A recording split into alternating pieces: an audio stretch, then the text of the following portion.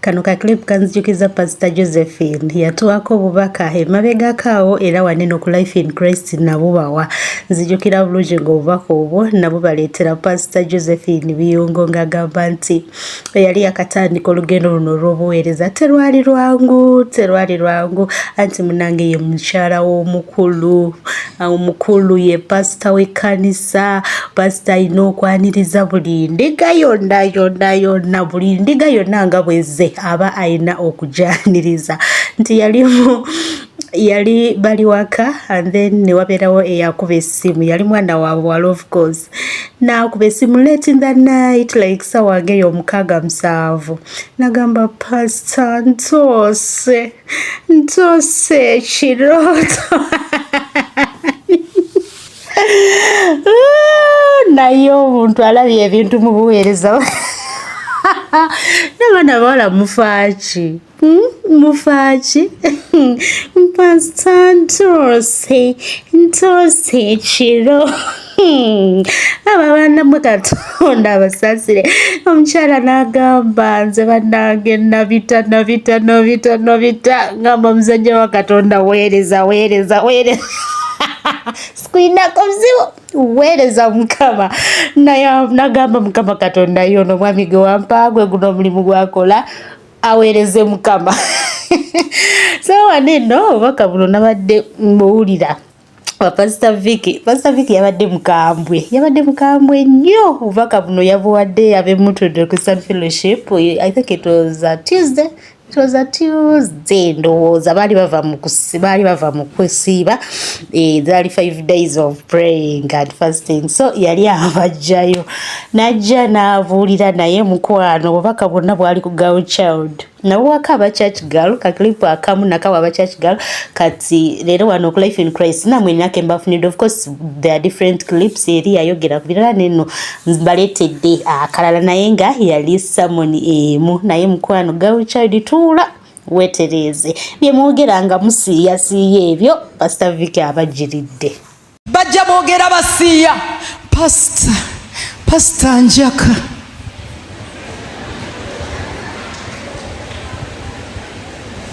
akugamba Njaka amaberu 3/4 ziriwa ziri bweru bulawuzi kati twambala zikomeno wansi ate obulega bwe batuleetedde omulembe guno buzaamu obulamu ebbeere olizinga bwoti ne livaayo kati atuula mu maaso ga pasita ng'ebbeere liriwa ate Pastor Njaka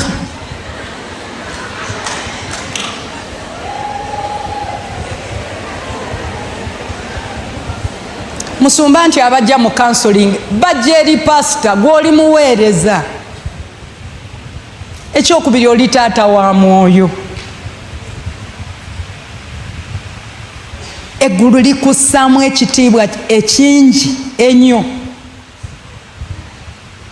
y'ensonga lwaki likwesizisa abaana baalyo bajja obakolemu omulimu bwe bajja nga balwadde likusuubira okwambala amaanyi agasobola okuwanirira endwadde ezo ezizze obeere nga tezikukwata ate nga n'abalwadde bagenda bawonye.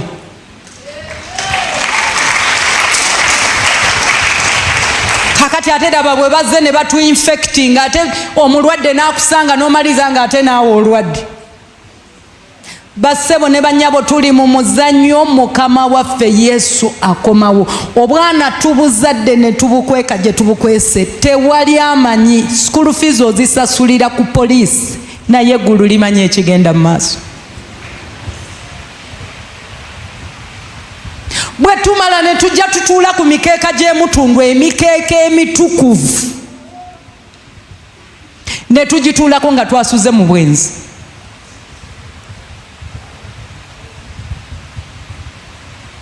Ne tugituulako nga ne transport yakulesa emutundu okudde mukuule. Ne tugituulako nga tukoze buli vulugu yenna. Ab'emikwano Yesu akomawo. Ano ne kanisa etaliiko kyakunenyezebwa. Dino eddoboozi lijja si kutusalira musango. naye tusobole okugwa mu maaso ga Mukama twenenye.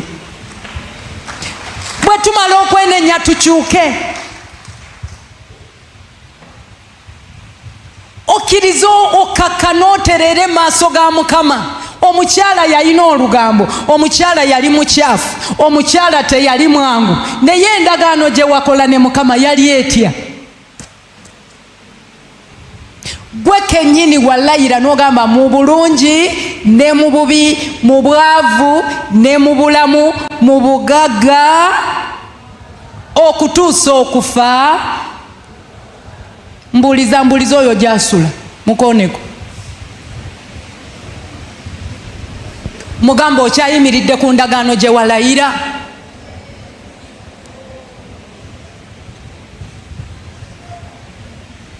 Wakati nga Yesu akomawo, Musumba ate nze bw'aba Mukama ye yaŋŋamba siri ku ggwe, era ggwe kubanga munnayi Mukama bw'alikomawo gwe oli mugandi Mukama gwe waŋŋamba okuleka mukyala wange mpaseemu abalala. Gwe olina ky'olijjukiza Mukama. Ne Yoona atayina ndeka muyambe.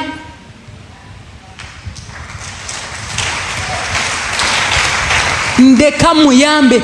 Ekkanisa tulwadde ne tulwalira ddala, ng'olabira ddala tetuli ku kufaayo ku kudda kwa Mukama waffe Yesu. Omwami wo bw'atyo bw'abonyebonye, abaana bo babonaabona, batawaana, abaana bali ku Kampala, naye otuuka ne Christmas ne kiro ya sukaali n'ekubula okunywa, naye ng'olina abaana 8 olw'ebigambo by'oyogerera abaana bo. Abo be nayonsa abo.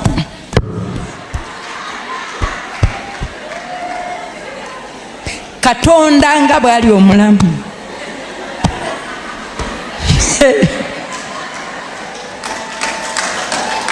N'okolimira abaana bo bennyini, abaana b'endaayo, ggulu ki ly'osobola okuyingira nga toyina mutima gusaasira mwana wa ndaayo? Mafuta kyago goli. Omwana gwe weesitulira. Bw'oba osobola okwogera ebigambo by'oyogera gy'ali, bw'oba osobola obbasosola nga bw'obasosola, bw'oba osobola obbayisa nga bw'obayisa, olina gw'okubira essimu ne mwogerera eddakiika 3, omulala obiipinga bubiipinzi.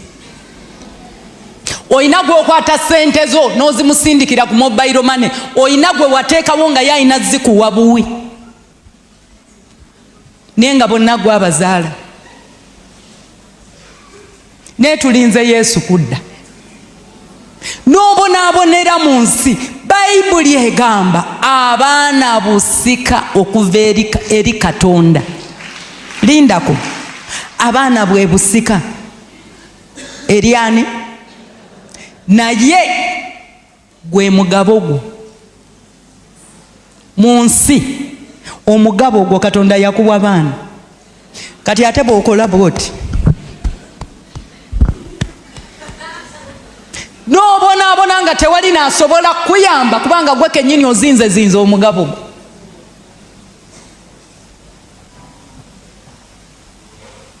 Ng'omutima gwagaana okuta abaana bo. Lw'onooyiga okusonyiwa olwaleero luno, abaana bo n'obatta, n'obeera omuzadde azuukuka amatumbi budde ng'essaala ye eri emu. Mukama, abaana bange, Mukama obawe omukisa, Mukama obaaze, Mukama obawe obufumbo, Mukama obawe amagezi, Mukama obawe okumanya, bategeere Katonda, bafiire mu Katonda. Yesu tobalekanga, olitandika okulaba omukisa mu nsi muno. Poza okusanga Nazaalo okola ki? Balokole bakamanyi. Tuli mu kumalako kusiiba, naye osanga Nazaalo, osanga amalaalo. Bameka ng'oyagala ababo batuuke okuwasanga wafa, mpanikirako ku mukono abo b'olina mu maka. Ng'oyagala ku lunaku lw'embaga Nazaalo obeere nga wafa. Ndowooza olaba omutima gwo,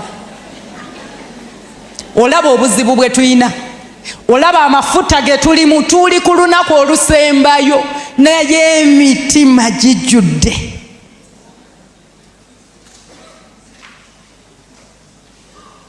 omusajja yakuzaalamu abaana paka kati ne bwakuba essimu ogitunulira bwoti nosoleza eddakiika namba n'abaana nobagamba ekisiraani ekyo ekigundi ekyo oyo olusajja lwambonyabonya olwo n'okwata obulumi obuli mu mutima gwo n'obusonseka mu mitima gy'abaana n'ogenda okumaliriza nga n'abaana bakyayi taata waabwe gw'oli mutundwe wawummulira mu kisa. Abaana mu nsi tebalina taata yenna ate tebalikyusa taata waabwe. Gwe mubasinga owatandise okujja okumanya oliko amafuta g'okwekaza watandise okujja muki mubasinga. Banange weekaliza ddala nojja n'okola bwoti basomesa basingo naawe oli muli yes lord yes lord ekyo kyange n'ogezaako kibaka naye era emyaka gy'okibakidde tonna kibaka kubanga oli mu wrong positioning. Munkonereko yakuliraanye ate n'obudde buweddeyo obwenjiri.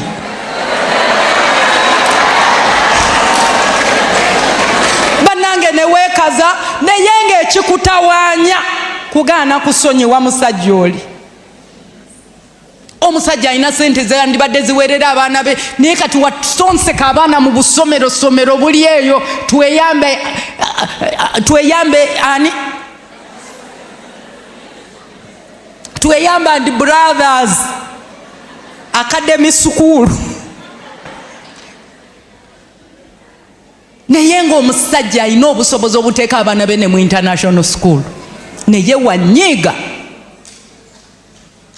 I don't mind. Sitaani akutwala mu luzungu mpola mpola. I don't.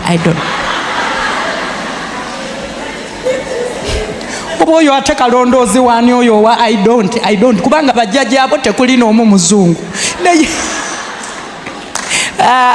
ndowooza ekyo ekikolima omusumba Tom tannakibikulirwa kikutwala mu luzungu.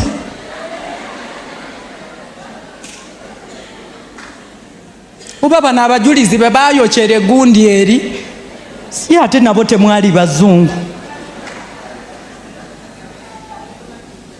Butasonyiwa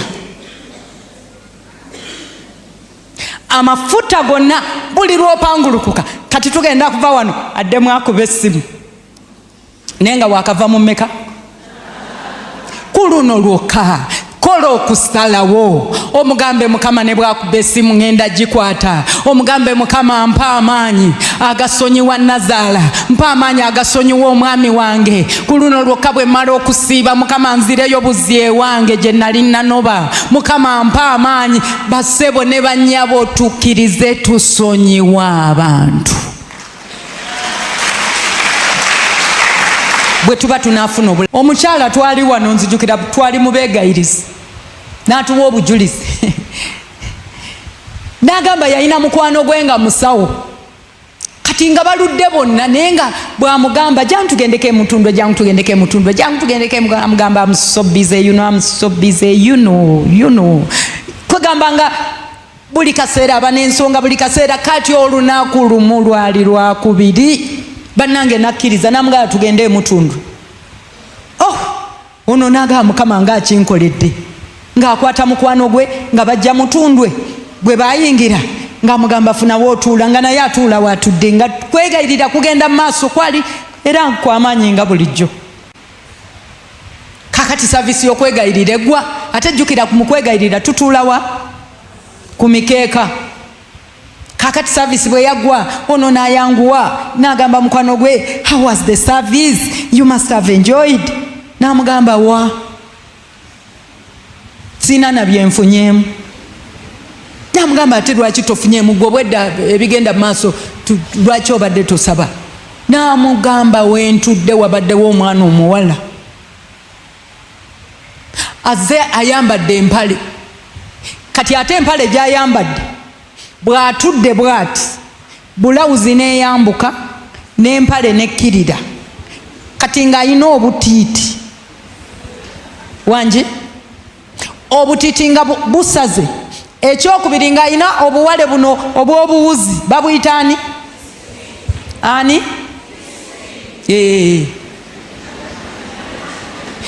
kati nga yambadde akawale kawuzi, kati nga akawuzi k'empale akatiiti, omuvubuka yabinnyonnyola bulungi ndooza nga abimanyi. Kwegamba n'amugamba omwana oli abadde atutudde mu maaso, nze sitegedde na bye basomeseza.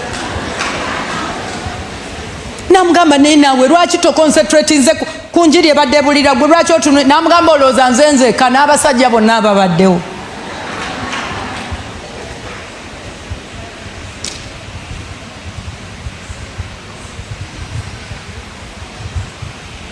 Wanje weewala okufuuka ekyesittaza eri abaana ba Katonda. Abamu nyambala yetuleetedde omutawaana. Omwoyo omutukuvu agenza atulabula, omwoyo omutukuvu agenza atuwoninga ku bintu ebimu individually ng'agenda atuyamba, agezaako okutuzza mu kkubo ery'obulamu. N'akugamba kino kite, kino kite, kino kireke, kino kireke, ennyambala gikyuse. Simanyi ngoye mmeka Mwoyo wa Mukama ze yakanyambulira wano naddala wano ku kituuti. Nakati wardrobe yange teriimu lugoye lulaga bisambi, teriimu. Ekyo nenkiyiga. Kati Gauchild oba toyiga, it means toliyiga. Toliyiga, mwambadde obuleego obuzaamu obulamu, mwogedde n'abaweereza nga musiiya, naddala abasajja. Mwogerera ddala n'abasajja nga musiiya, but I don't even know oba mukimanyi nti abaami abo baba bafumbo. Like kale ekyobuweereza weekiri naye tekijjaawo nti abantu abo nabo bantu balina emibiri, of course balina emibiri nabo bantu nga gwe, just ekyenjawulo nti ate bo balina amafuta ag'enjawulo naye baba bantu nga gwe. Do you even care about how the women feel? I mean the wives. Si birungi by the way mujje obuseegu bwammwe mu kkanisa, obuseegu mubujje mu kkanisa. Nze yesterday nabaleetedde obujulizi nembagamba nabaleetedde obujulizi Raste yabadde ku Forum ng'agamba ebyensi tubikoze naye biganye, ebyensi biganye, kati nammwe ke kaseera musooke musigale mu nsi kubanga kati kanisa temukitegeera. Mujja kudda nga mwe ensi ebalemye. Omanyi ekkanisa erina omulyango mugule we guti, oyingira tebali akukwatako, ate ne bw'ofuluma tebali ajja kukwatako. So mulekeraawo okuteeka abantu mu bikemu, mulekeraawo muyingire mu kanisa. That's when you're ready. Ng'ensi owulira ogikooye, ogyetamiddwa, tofunyeeyo kalungi, come to church. Naye ate tekikola makulu gwe kujja eno ate n'ovaayo n'ebyensi nabyo n'okola ki n'oba ng'obireeta mu church. Tebikolera ddala makulu. Kale nze yebadde ndowooza yange n'obubaka obwo obulungi Gauchild kansuubire okawuliriza bulungi. Wano wennyini munzikirize mbasiibule, mbagalize olunaku olulungi. Mukama Katonda bakumme mubeere bulungi. Bye bye. It's life in Christ.